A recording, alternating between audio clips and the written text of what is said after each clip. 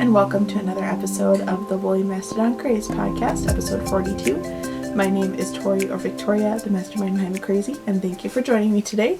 Before we jump into the episode today, I could just let you know where you can find me on the interwebs. You can of course find me here on YouTube, Victoria Schaffner.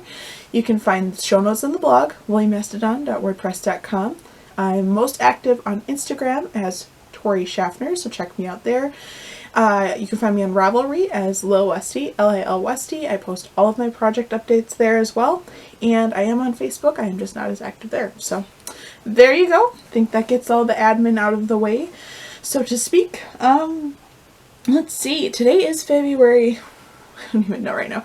It's February 27th. I don't know what day it is. I know it's Saturday, that much. It's a beautiful sunny day. I think it's 40 degrees outside. Let's check. Excuse the phone. What does it say outside? It's supposed to get up to like 40 something today.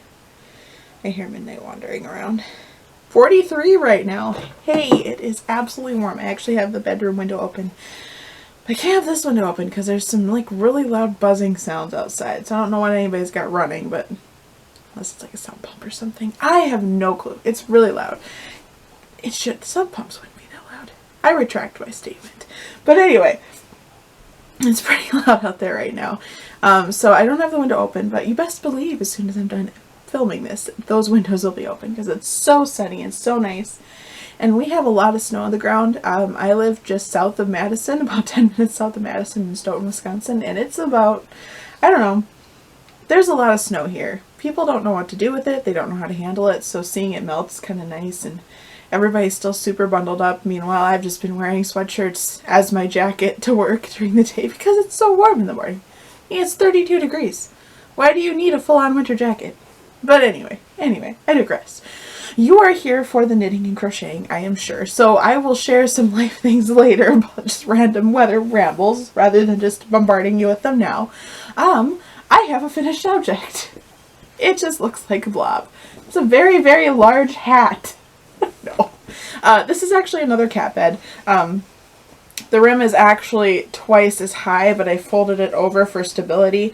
I just want to see what Midnight prefers because I can always pop it up. But she is so into her cat cave that I crocheted her that I had 4 skeins of this Lion Brand Hometown USA. This is Miami Seafoam.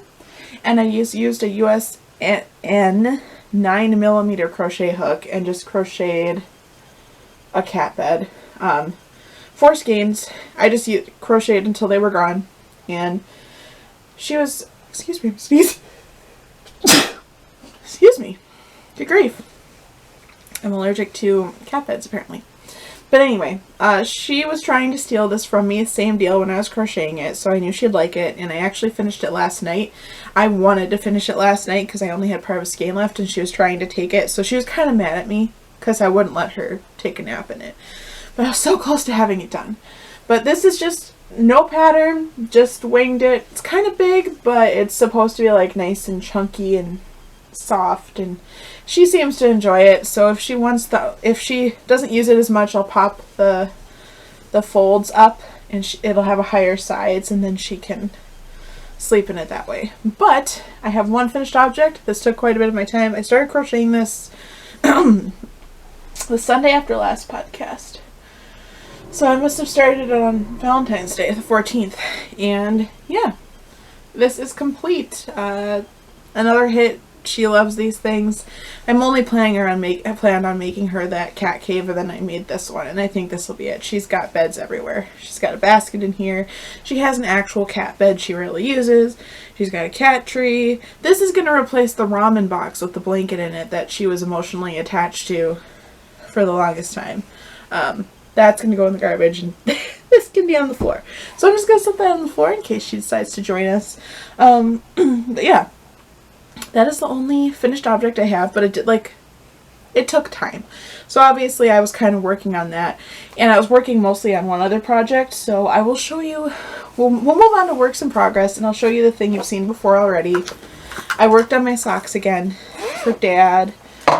These are some Knit Picks Stroll just in the black, and then Yarn Bee Authentic, I think hand dyed. Yarn Bee Authentic hand dyed. Do I have it memorized by now? Ooh, hand dyed tonal. in color Hazel Basil. Actually, my coworkers were really into this color too when I was knitting on it. They was getting lots of compliments on how cool this is. So I'm a little farther. I'm actually almost to the point of putting in the waste yarn where the heel will go. But this is how far I am. I'm really enjoying knitting it. I only knit on this at work. I was debating putting a few rows on this so I could just put the waste yarn in at home. We'll see if I decide to do it or not, because it's not a big deal to just do it on a break or lunch. But yeah, I'm almost to the putting in the heel strand, and this is almost a complete foot, and I've got my little lizard stitch marker on there, and I don't know if it'll show properly, but there's pops of teal and pops of purple in between the tonal green, so it's really pretty.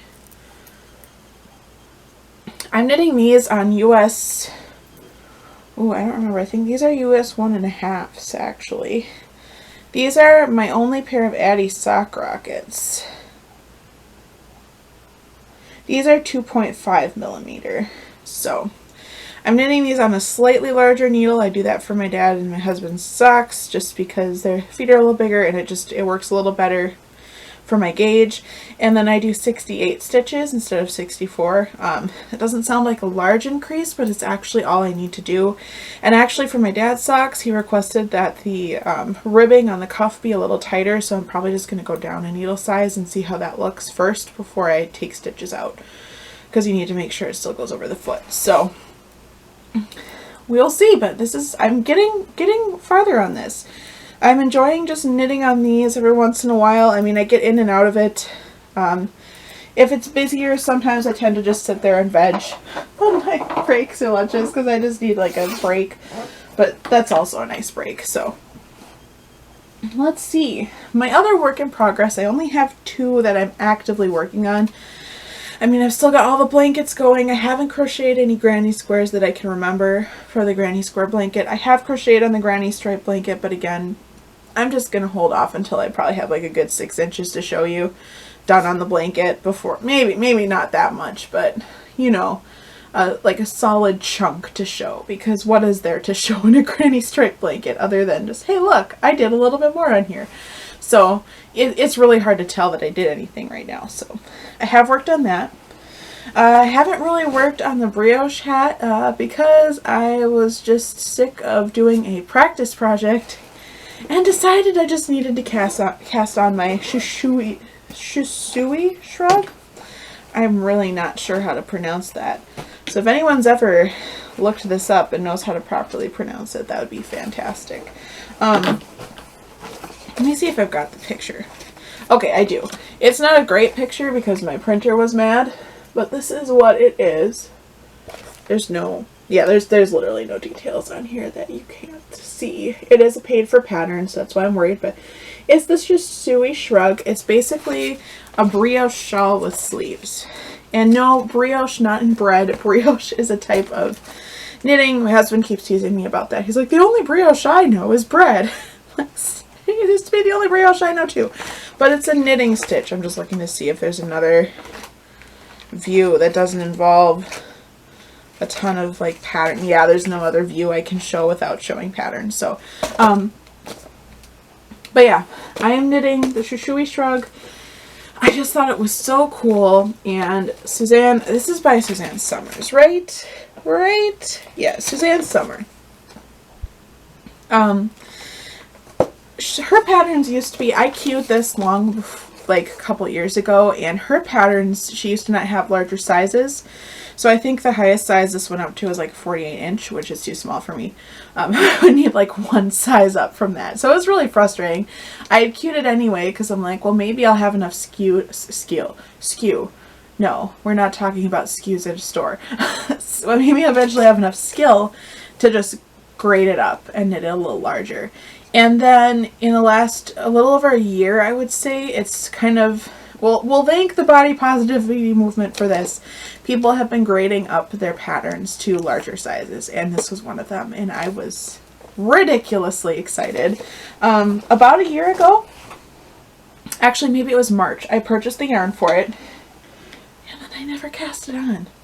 I purchased the yarn right at the beginning of lockdown, and then I never cast it on.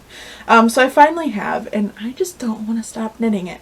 So before I show what little progress I have, this is knit out of Knit Pick Static. This is the color Taos. It's really pretty. It almost reminds me of like a koi fish in a pond. How many people are moving this weekend?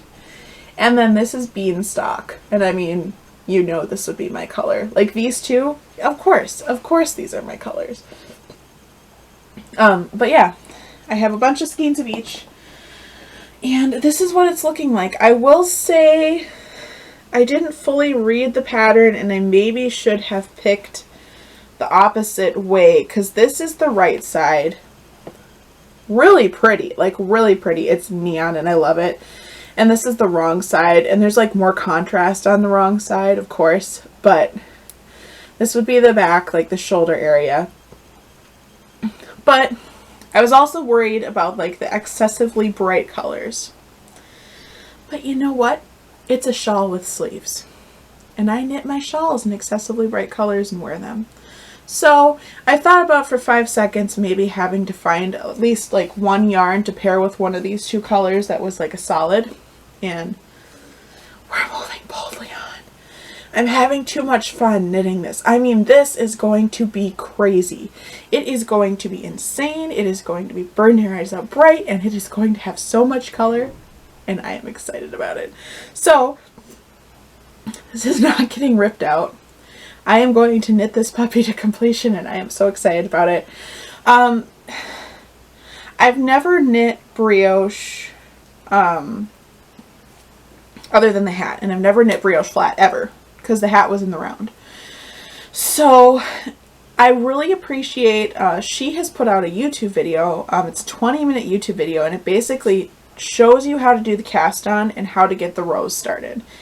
And I will say, like, the initial first couple rows, once I watched the video, I was able to pause it, actually complete the next row, and then make sure I did it right by watching the video. And it was super handy. I think brioche is pretty simple, and it's really, really fun. I would say I tend to, not trying to be rude or like uppity or anything, I tend to pick things up a little faster.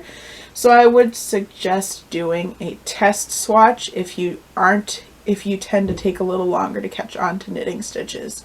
And I mean, obviously, my brioche hat's in here. I didn't want to go blindly into a crazy project like this before trying something simple. So having this as the backbone, trying this hat first, 100% saved me from having to rip this out like 6 times. So just putting that out there. Definitely, this is super great. I would suggest it's not unattainable for like a first brioche garment, but I would definitely suggest doing like a swatch or a hat or something first. I mean, I didn't even finish this. This isn't even done. And I was like, I want to start my next project. So, you know, you don't have to finish it. You could just do a swatch to practice.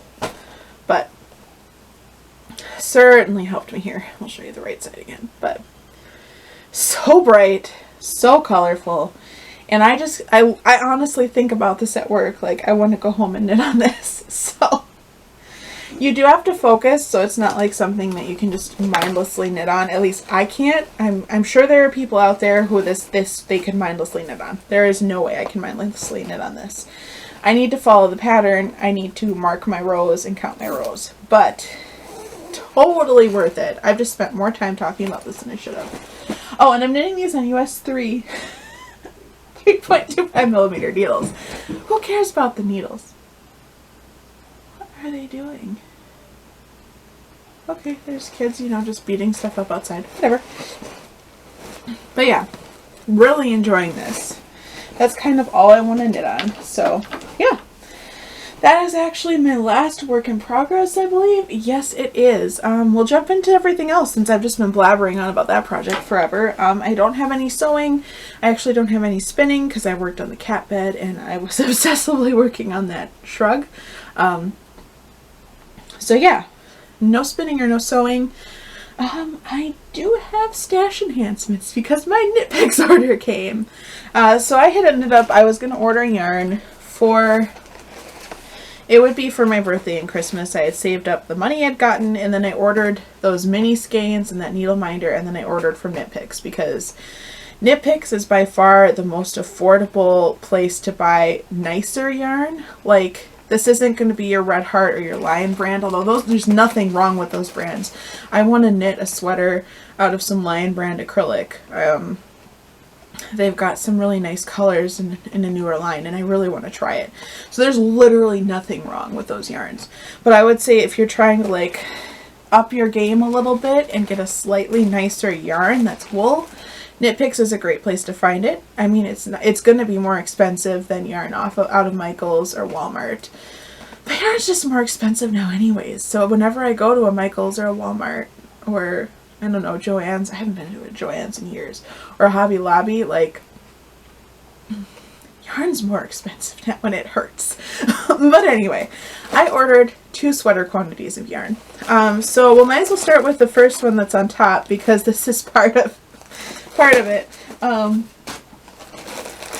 I ordered a sweater quantity of yarn to knit the throwover. I believe this is by Andrea Mowry. This sweater is a colorwork sweater, so there's like a colorwork yoke, and then the rest of the body is a solid color.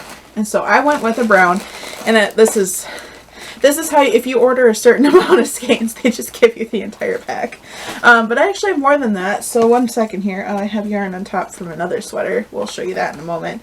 Don't get stuck on the basket. No. Okay, but actually the base color of the sweater will be this brown. Chocolate. And then it's a colorwork sweater. I believe it uses 3 colors, but I couldn't decide on the colors I wanted, and I didn't know how color accurate they would be, and I had enough money that I ordered a bunch of colors that I could use in the color work. And since this is a superwash merino, I believe, superwash wool, it's just a superwash wool, I figured I could knit hats, I could knit colorwork hats out of this stuff. I could add this into other projects. Like I will have use for any of the skeins that I don't end up using. So I've got, you know, a few of these browns here still, because when you plus size, you need more yarn. That's the thing. I don't mind being plus size. I'm just sad that I need more yarn to knit everything. Everything costs more to knit. Come on, guys. But here are my options. I believe I need 3 colors. I got 1, 2, 3, 4, 5, 6. So I got Marina, and you only need 1 skein of each color, so it wasn't like I'm getting 2 of each, then I wouldn't have gotten it. This is Semolina. Let's see. I got, of course, this is avocado, right? Avocado. I mean, of course. And then, of course, I got Fairy Tale. Of course. And then I got Haze Heather. And then this is Fjord Heather. And my original plan was probably going to look something like this, or like this, or like this, like that involved these. But then I was thinking to add more contrast, I should add like one of these, and ooh, that would be pretty. I haven't decided. When I actually go to knit the sweater, which I won't cast this on until I've finished the Shisui shrug. So, you know, I have some time to think about it. But I have a bunch of pretty colors here. This will be the Throwover by Andrea Mowry. That is a pullover sweater pattern. It is not a cardigan. But I'm very excited about it. It's going to be so pretty. Then, let's see, actually, let's just go into this here. I did get a set of fixed circular needles, 40-inch US 3s, because I have been knitting all of my fingering weight sweaters on US 3s. I check the gauge. I check the gauge for the other patterns, and it's about in the same zone, and this is about as close as I'm going to get. So, I got another set of US 3s. These are 3.25mm needles. These are the Caspian wood from Knit Picks, so they're a teal turquoise blend. I like their nickel, and I like their wood needles, and they have so many cool colors in the wood needles too.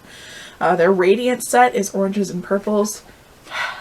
I have a base set of Knit Picks needles, which I absolutely love. Interchangeables. These are not. These are fixed. But I have a base set of nickel needles, and then I have, or the metal needles, and then I have added wood needles to it. So highly recommend if you're looking for a interchangeable knitting needle set. I love Knit Picks needles. I've never tried any others, but I've had no interest to because I just like my set so much. And their fixed circulars are fantastic. I love these. And I have to order the 3s in fixed circulars because their interchangeables only go down to 4s.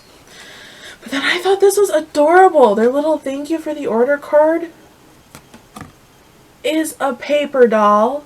I mean, come on. A sheep paper doll? It's the little things. The card, so cute. But then that was not the... I ordered 2 sweater quantities of yarn. I ordered 2. So then I ordered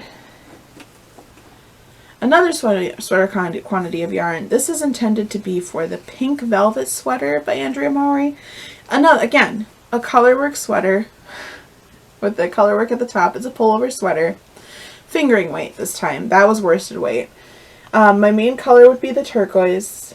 And my contrasting color is going to be this lime green. I was so worried. This lime green is described as even more yellow than it comes out. It is very yellow. It's very yellow. It's on the verge of yellow and green. But I love it. This sweater, I told myself I'd knit more neutral sweaters. I don't think I can hold myself to this. Because, like the Wool of the Andes sweater, that'll be more neutral because it's going to be a brown sweater and then there'll be color work. But it's mostly brown. This is going to be teal. I'm so excited. I regret nothing. I don't care if my entire, like, wardrobe of long sleeve and short sleeve basic shirts turns into black. Because I will just wear neon colors over it. I can't wear white because, you know, that's just like putting a target on me and saying spill here. So, black it is. But, like, oh! This is, you're wondering the yarn. This is Knit Picks Hawthorne Fingering. This is Poseidon kettle dye.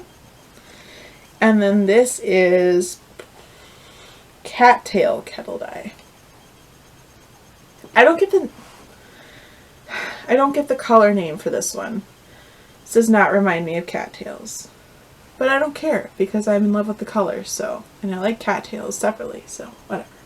But anyway, needless to say, I'm very excited about my yarn choices. Yeah, I've got, like I said, I need a lot of yarn when I knit a sweater. It's okay though. It makes me think about what I'm going to knit before I buy yarn. That's why it took me so long to buy the yarn. But anyway, that's been my excitement. The fact that the yarn came in. And now I can put this away because I've had this in this basket now since I got it because it came in like a few days after I podcasted last. So now I can start putting this away in like little bags so that I know what I've got. But otherwise, I don't really have any non-knit loves this week because I've been doing a lot of crocheting and knitting and that kind of stuff. I couldn't really think of anything that like stands out that I've been using a lot, so we'll just put that there. So, you know, we'll move right into life lately if you care to continue watching. Otherwise, thank you for watching. But yeah, life lately. Oh, what's been going on? Sourdough update. My husband last night was like, well, aren't you going to bake bread? Because for the most part, most sourdough loaves, you really should start them the night before and bake them in the morning. And I was just like, oh, I forgot. And rookie mistake. I've been feeding, not nonsense, but I've been feeding my sourdough every other day because I haven't, you know, I'm not using it right now. I'm just trying to keep it alive. Because it is ready. And I forgot. So I had just been feeding it every other day when I really should have been feeding it every day up to when I went to use it. So I went to use it last night and I was like, I don't think this is going to work. And I did a quick test. I'm like, oh, this is going to work. It wasn't fully ready. Like it worked in the technical sense of the term, but not in like the complete and final good product finished sense of the term. So I started a loaf this morning. It really hadn't risen much at all. Surprise, surprise. And so I baked it. I did try a piece. If I remember, I'll put a picture here of the final loaf because it looks really nice. And I will say it is dense. It is very dense. There's not a whole lot of like air pockets in that bread because it didn't really rise. But it's good. It's edible and it's not bad. It actually tastes really good, and I will totally use it for like my muffalata olive salad sandwiches. 100%. Because I actually don't like it when the bread has tons of little holes in it because then everything falls through. So this will actually be really good. It tastes like sourdough. It's really yummy. So although it didn't really rise that much and it's just very, very dense, which you don't really want as a final outcome. I mean, maybe you do. I didn't want as a final outcome. It's really good. So not a complete loss. I debated even baking it this morning and I was like, that's dumb. I'm this far. I should at least bake it and then find out if I can eat it or not. So, and thankfully flour is relatively cheap. So if I make a mistake, sourdough starter is literally just flour and water. So, you know, you live and you learn. So I'm going to keep going with that. I probably will try to make a loaf again next weekend, but I need to remember to start feeding it on like Wednesday. I just feed it every night. So, bread making saga 101, I just don't pay attention. Oh, what else have I got? Oh, yeah, and then pretty much just moving into, is it finally spring here? I don't know. Like I said, it's been super warm and the snow has been melting. My parking spot is no longer elevated like 7 or 8 inches above the the cars parked next to me because they just never moved their cars all winter. So my spot didn't really get plowed and I couldn't really shovel it. So yeah, I'm finally no longer on an elevated platform. Well, I'm getting there. I'm still somewhat on an elevated platform, but it's fine. It's just terrifying to get into a certain side of the car because you could get into the car or you could slide under the car. There's 2 options. Thankfully I haven't slid under the car.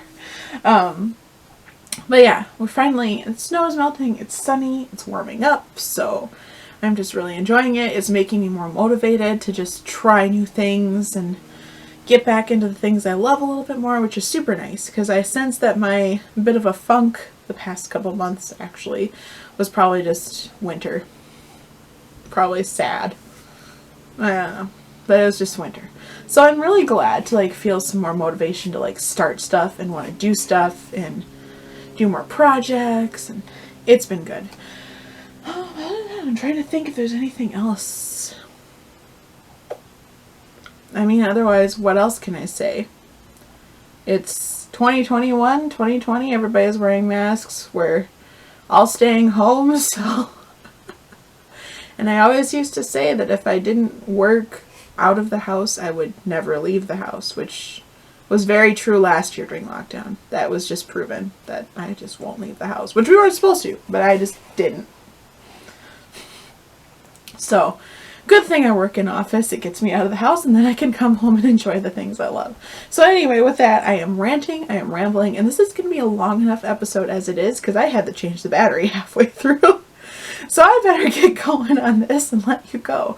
If you enjoyed this episode, please like the video, subscribe, comment below, share the video with your friends. I would love to join this little community on the interwebs. Again, you can find me on Ravelry as lilwestie. I'm most active on Instagram as Tori Schaffner, and in fact, I've been sharing the skeins of handspun yarn that I completed in photos on there recently. So if you're interested, take a look. Where else? Facebook, I'm just not as active there. I tend to just post more on Instagram because it's a little simpler. What else? Oh, podcast show notes are on the blog, woolymastadon.wordpress.com. And of course, you can watch me here on YouTube. Thank you for joining the community. I'm getting weird, so I need to go. I hope you have a wonderful week ahead, and I will see you in my next episode. Bye.